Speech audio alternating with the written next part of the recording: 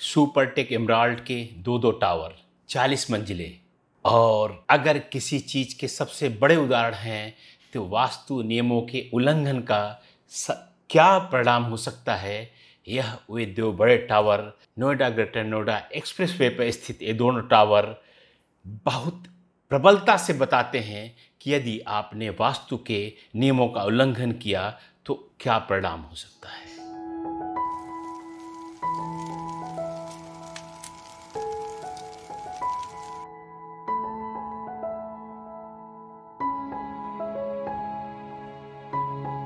नमस्कार, मैं हूं आचार्य कल्की कृष्णन एस्ट्रोदेवम से।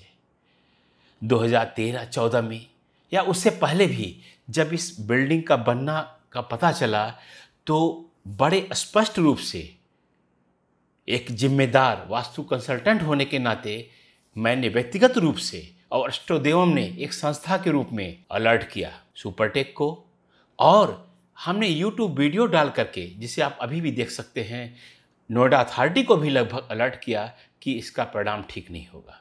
एक पूरा प्रोजेक्ट जिसमें सारे 10-10 मंजिल के टावर हैं, उसमें अचानक आप दो टावर 40 मंजिल के खड़े करते हैं, और वह भी किस कोने में, वायव्य में। आप स्क्रीन पर सुपरटेक एमराल्ड कोर्ट का प्रोजेक्ट देख सकते हैं। इसमें ठीक नॉर्थ वेस्ट कॉर्नर पर, जो नॉर्थ वेस्ट की भुजा है, इस पे एरो से मैं दिखा रहा हूं आपको, उस नॉर्थ वेस्ट में ही दो टावर खड़े हैं, आज भी खड़े हैं। नॉर्थ वेस्ट वास्तु के हिसाब से वायव्य दिशा है, वायु देवता की दिशा है, हल्की होनी चाहिए, वहाँ मूवमेंट होना चाहिए, वहाँ पर आवागमन वायु का या किसी भी जो ऊर्जा का संचरण बाधित नहीं होना चाहिए। और जब यहाँ पर एक टावर खड़े होने लगे तो बहुत ही स्पष्टता से इनको अलर्ट किया गया, सावधान किया गया कि समस्या आएगी, संवाद होगा गलत दिशा में। और वही हुआ, वहाँ की RWA कोर्ट में चली गई। सुपरटेक से उनका संवाद नहीं बन पाया, नोएडा अथॉरिटी से अलग संवाद नहीं बन पाया। एक मिसकम्युनिकेशन पूरा का पूरा हुआ, क्योंकि नॉर्थ वेस्ट यानी वायव्य दिशा संवाद की दिशा है, कम्युनिकेशन की दिशा है। और फिर जब वहाँ पर इतना ज़्यादा वजन डाला गया तो फिर पूरे प्रोजेक्ट का संतुलन एकदम से बिगड़ गया। इस प्रोजेक्ट में और भी थोड़ी बहुत वास्तु की खामियां हैं, और दुर्भाग्य से अधिकतर प्रोजेक्ट जो बिल्डरों का आजकल बन रहे हैं वास्तु के नियमों के उल्लंघन पर बन रहे हैं।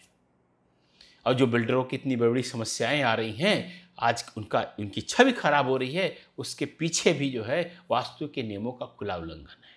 वो किसी पंडित जी टाइप से या कोई जो 4-6 दिन का कोर्स करके वास्तु एक्सपर्ट बना बैठा है, उससे वास्तु कराते हैं और फिर अपने बड़े बड़े अखबारों में और विज्ञापनों में देते हैं vastu compliant building, vastu compliant project.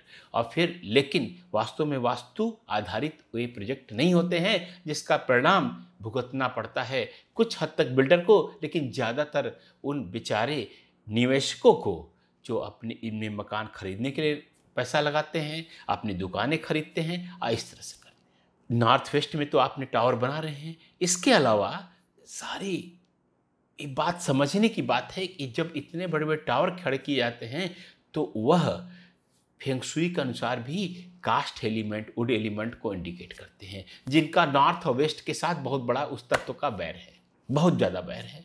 तो ये पूरा का पूरा जो एक टावर खड़े किए गए, ये पूरे के पूरे प्रोजेक्ट को असंतुलित किए, और कहीं न कहीं पूरे सुपरटेक ग्रुप पर भी एक बहुत बड़ा धब्बा लगा के आ गया। हाई कोर्ट ने 2014 में जब इसको डिमोलिश करने का आदेश दिया, तभी मैंने सलाह दी कि अगर आप चाहें तो ये तत्व को संतुलित करके इस दोनों टावरों को डिमोलिश होने से बचा सकते हैं, लेकिन उस दिशा में कोई प्रयास नहीं किया गया। आज हम सुप्रीम कोर्ट के दरवाजे पर खड़े हैं। सुप्रीम कोर्ट ने नोएडा अथॉरिटी के बारे में ऐसे ऐसे बुरे शब्द बोले हैं कि शर्म से आदमी डूब मरे, कि आपके नाक से, मुंह से, आंखों से करप्शन निकल रहा है, भ्रष्टाचार निकल रहा है। इसमें सैकड़ों निवेशकों का करोड़ों रुपया लगा हुआ है। अगर इस प्रोजेक्ट को बचाना है तो केवल और केवल उसी दिशा में जाना पड़ेगा जिस कारण से यह समस्या पैदा हुई है, यानी वास्तु नियमों का पालन। वास्तु ग्रंथ बड़ा स्पष्ट है, बहुत ही स्पष्ट है कि कौन से तत्व कहाँ होने चाहिए, अगर नहीं है तो किस तत्व से उसका समाधान हो सकता है। तो अगर इसमें जो सैकड़ों करोड़ रुपए लगे हुए हैं, अगर इसको बचाना है तो वास्तु नियमों के आधार पर इस प्रोजेक्ट के सारे तत्वों का संतुलन होना आवश्यक है। नहीं तो जो मैंने आज से 8 साल पहले अलर्ट जारी किया था, आज उसी पर मैं कायम हूं कि एक दिन इस पूरे के पूरे दोनों टावरों को गिराना पड़ेगा। ये पूरे भूमिसात हो जाएंगे। 40-40 मंजिलें 2 बिल्डिंगें सुंदर सी बनी हुई एकदम खत्म हो जाएंगी, एकदम खत्म हो जाएंगी।